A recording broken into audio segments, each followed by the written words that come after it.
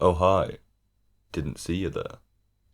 So, against my better judgment, and the pleading of the masses, I've been making these videos for a whole year now, and in fact this is my 100th upload, I think.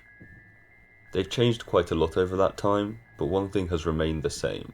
I still have absolutely no idea what I'm doing.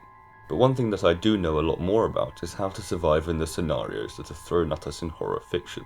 Want proof? Well, I have never once been eaten by a zombie. Genuinely, not even on Halloween. So now that nobody can doubt my credentials, let me teach you the rules of enduring a world where the adults have all been transformed into hideous monsters and the children really aren't that much better. That's right, today I'll be teaching you how to survive your little nightmares. The number one rule is undoubtedly to simply stay out of sight. Because, be they hunters with shotguns or the gluttonous guests of the moor, there are dangerous fiends throughout this corrupted world, and oftentimes you'll have little means of survival other than to hide.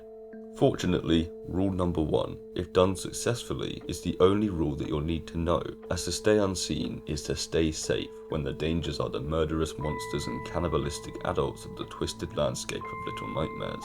Unfortunately, we can't all live in a hovel our entire lives, and in some scenarios it's frankly impossible to adhere to rule number one. As such, the rest of the guide. Chronologically, we have to start with Little Nightmares 2, the prequel to the first game. Alright Tarsier, if you say so. And the first real threats in that game are the traps left by the hunter, which will snap you up like an alligator if you set a foot wrong in the forest. That's right, even in this weird sort of apocalypse, rural people are still terrifying monsters that will hunt you for sport. And I say this as someone who grew up in the country. Therefore, I'm aware that if you keep an eye out for traps, and of course, stick to the shadows where necessary, you should be able to survive someone's shotguns and snares. And if you are said someone, my advice would be to avoid trying to get your enemies got. If you try to get them got, you will get got, and on occasion, said getting got will be getting got shot. Similarly, if you see some fucked up kid with a bag for a head sneaking around and brandishing a lead pipe, don't jump out and try to attack him with your bare hands. He will mess you up, no question, and he will probably enjoy it. Now, somehow people still have jobs in this world, and if you're one of those unlucky folks, it's always best to use your common sense and beware the dangers of your employment. This lunch lady found that out the hard way when she went off alone during her lunch break in a school full of empty-headed demon children. Obviously I can't go through every job and list every possible threat, but here's a freebie for this specific ghostly, monstrous, apocalyptic situation. Crack that porcelain baby and you might just avoid ending up as a mouldy, headless corpse hidden in a locked and abandoned room.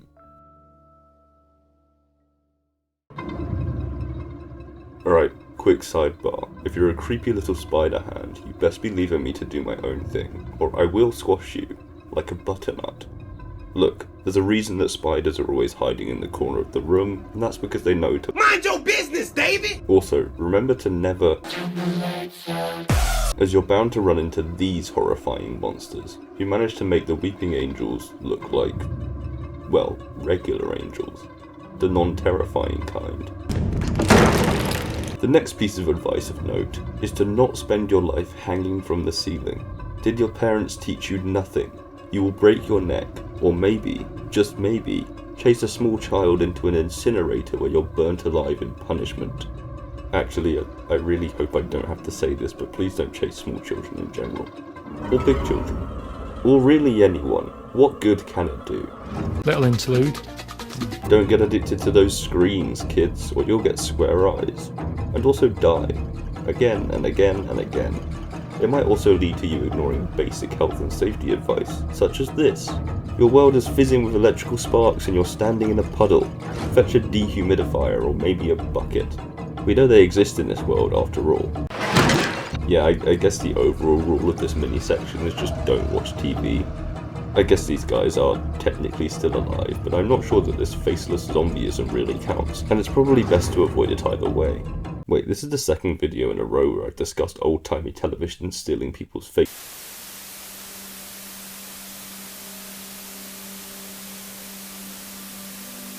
Thin Man, I hate to break it to you, but you remember what happened here, right? This is you from when you were a kid who is killing you, and you are aware of that because you remember being chased by your adult self back when you were a little kid. So why would you follow the kid knowing that he's just going to evaporate you? Go and live your life, man. Try a holiday or something. It's time to just sit on some Mediterranean beach, licking ice cream and getting over that crush you had who violently rejected you 20 years ago now. The Big Beat Manifesto goes, "Look, calm down, will ya? Sit in the bath and have a Magnum." But yeah, if you do all that, you should have no problem surviving Little Nightmares 2. But that means that it's time to move on and take a look at Little Nightmares the First, which follows the mysterious anti-hero and now known betrayer 6 as she inhabits the Moor, a ship full of cannibalistic adults eating kids and a woman who feeds off those adults once they've been fattened up and ready for consumption. Yum. The first way that you're likely to be deadified in the darkest depths of the Moor is through falling under the watchful gaze of the Medusa eyes that turn anyone they can see into stone, which, nasty way to go.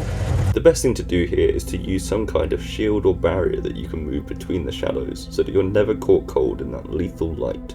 Unfortunately, I am yet to determine whether or not transparent materials can defend against these killers, so I wouldn't use glass or one of those floor-to-ceiling umbrellas, unless you have a means of testing it first. Maybe you could send in a so-called mate that you're not too fond of. Always useful to have one of those around. Leeches! Don't go near them. No matter how badly you think they're your friends, never pet a giant leech, or you will end up being pulverized by its 300 teeth and feeding its 32 brains, 2 hearts, 10 eyes, and 18 testicles.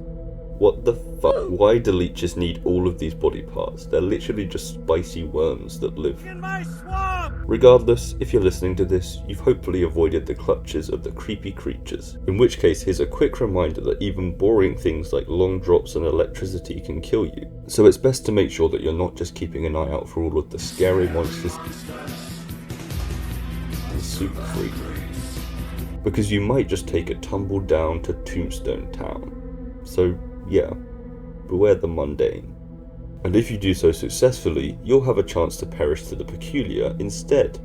The best advice for surviving the janitor's presence is simply to stay silent, because if he can't hear you and you manage to avoid his -10 IQ traps, he won't know where you are.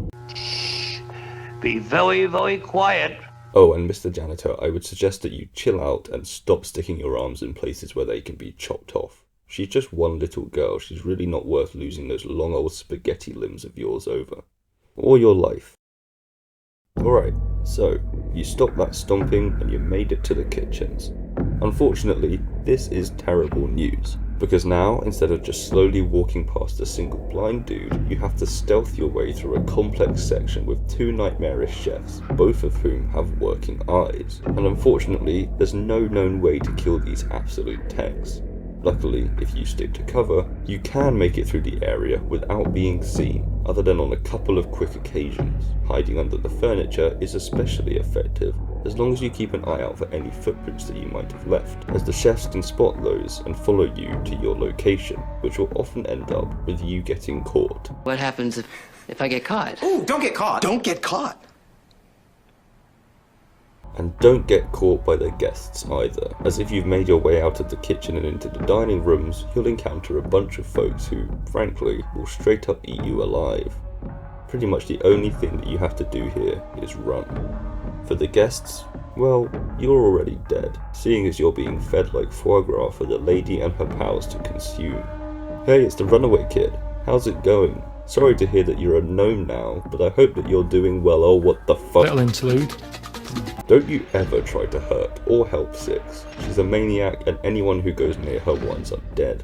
In fact, the chefs are practically the only people that she's encountered that haven't kicked the bucket shortly thereafter. So perhaps the actual most important rule is to keep your distance when you see that little yellow raincoat coming for you. Or be eaten, like that rat, and the runaway kid, and eventually even the lady herself.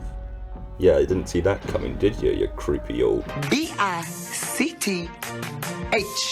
Actually, Six doesn't eat all of her victims, instead just sucking the life force out of those 10 guests at the end, so even staying at an arm's length is punishable behaviour. So, in that case, you should just run the heck away, as fast as your little legs can carry you, because death is on its way, and it wears a little yellow raincoat.